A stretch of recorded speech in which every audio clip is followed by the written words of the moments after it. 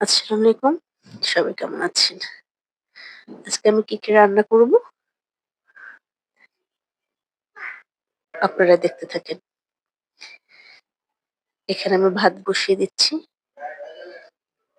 এখানে আমি ছোট্ট একটা রুই মাছ ছিল, সেই মাছটা ভেজে রান্না করব।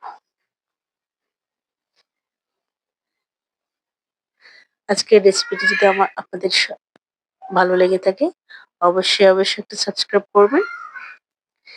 অনেকদিন পর আমি আজকে লং ভিডিও নিয়ে আপনাদের মাঝে হাজির হয়েছি। যাই হোক, এখানে আমি মাছগুলো ভেজে নিচ্ছি।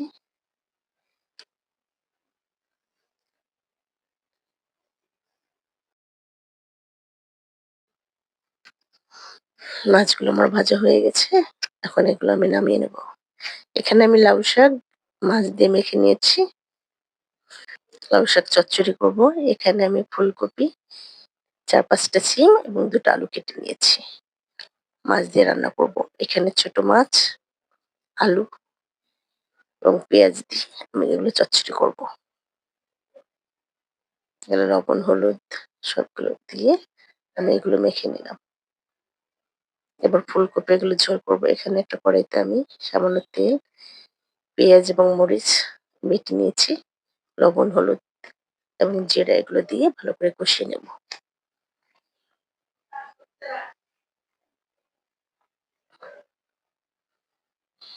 এগুলো ভালো করে একটু কষিয়ে নেব।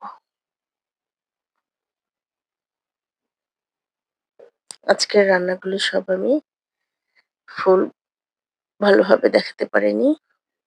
সবগুলো আমি অল্প করে কেটে দেখিয়েছি। হাতে অতটা সময় ছিল না। আমি ফুলকপিগুলো ঢেলে দিলাম এখানে।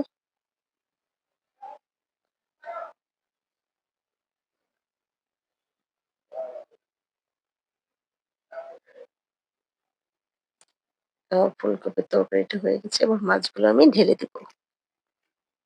এবার সামান্য ধনেপাতা দিয়ে আমি তরকারিটা নামিয়ে নেব।